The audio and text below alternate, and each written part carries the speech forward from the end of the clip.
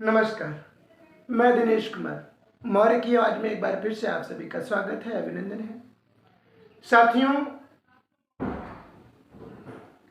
बहन कुमारी मायावती को लेकर के तमाम राजनीतिक दलों में एक बहुत बड़ी हलचल सी मची हुई है।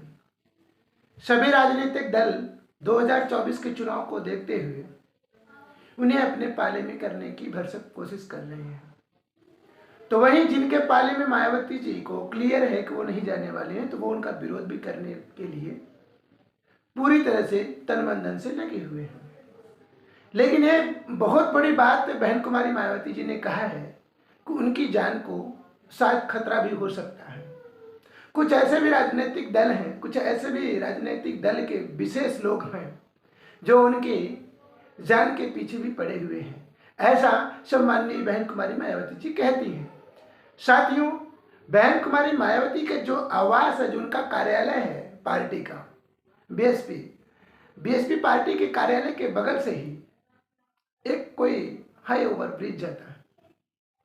वो ओवर ब्रिज कहा जाता है, बहन कुमारी मायावती के अनुसार पूर्व मुख्यमंत्री मुलायम सिंह यादव जी ने बनवाया था, और उनका कहना है कि ये जानबूझ करके उनके बगल से ओवर ब्रिज को बनाया गया ताकि उस ओवर ब्रिज के ऊपर से इनके कार्यालय की निगरानी की जा सके, जिससे कि अटैक करने में कोई दिक्कत ना हो। साथियों, ये बात बहन कुमारी Mayawati ji on the spot लोगों के बीच में मीडिया में वो बता रही हैं। साथियों, बहन कुमारी मायावती जी पहले अखिलेश यादव जी के साथ गठबंधन कर चुकी हैं, लेकिन आज वो गठबंधन से दूर है। साथ ही वो इंडिया से भी उन्होंने दूरी बना रखी है, या इंडिया ने उनसे दूरी बना रखी है। ये देखने वाली बात है। साथियों, हम सभी को यह समझना होगा कि आजकल चुनावी माहौल को लेकर के जिस तरह से एक दूसरे पर तमाम राजनीतिक दल पटाक्षेप कर रहे हैं, वो कहीं ना कहीं या तो चुनावी हथकंडा हो सकता है, या रियल में वो समाज को लेकर के अग्रसर हैं। देखने वाली बात होती है कि जब भी कोई चुनाव आता है तो तमाम राजनीतिक दल इस तरह से सरगर्मियां तेज कर देते हैं। लेकिन अगर बहन कुमारी मायावती की जान को खतरा है तो ये ही बेहद दुर्भाग्यपूर्ण होगा कि हम लोग उनकी सुरक्षा के लिए आगे नहीं आए। तो मैं चाहता हूँ कि बहन कुमारी मायावती की अगर उनकी जान को खतरा है तो संबंधित सरकार, वर्तमान सरकार, चाहे वो सूबे की सरकार हो चाहे केंद्र की सरकार हो, उन्हें इस पर ध्यान देना चाहिए और उनकी सुरक्षा को बढ़ाया जाना चाहिए। उनकी जो सुरक्षा की मानदंड है उस पर ध्यान देना चाहिए, ताकि बहन कुमारी मायावती की जान को कोई भी जोखिम ना हो। क्योंकि बहन कुमारी मायावती जी लाखों करोड़ों देशवासियों की दिल की धड़कन है। वो एकमात्र एक ऐसी लेडी हैं जिन्हें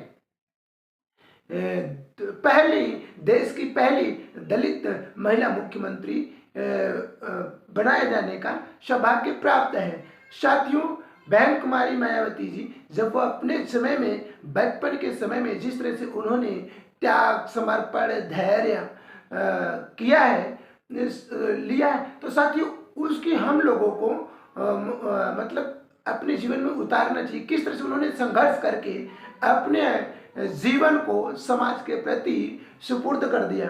साथियों, बहन कुमारी मायावती जी एक अच्छी आयरन लेडी हैं। उनका जो शासन कार्य रहा है वो बहुत ही अच्छा रहा है, खास करके सुरक्षा को ध्यान में रखते हुए। जब बहन कुमारी मायावती की सरकार थी तब उन्होंने समाज के लिए बहुत सारे स्कूल, कॉलेज, हॉस्पिटल और उनके हक अधिकार को उन्होंने दिया है। तो इसलिए बहन कुमारी मायावती की जो जान को अगर सुरक्षा कोई जोखिम है तो उस पर तुरंत केंद्र सरकार को एक्शन लेना चाहिए, उन्हें सुरक्षा देनी चाहिए।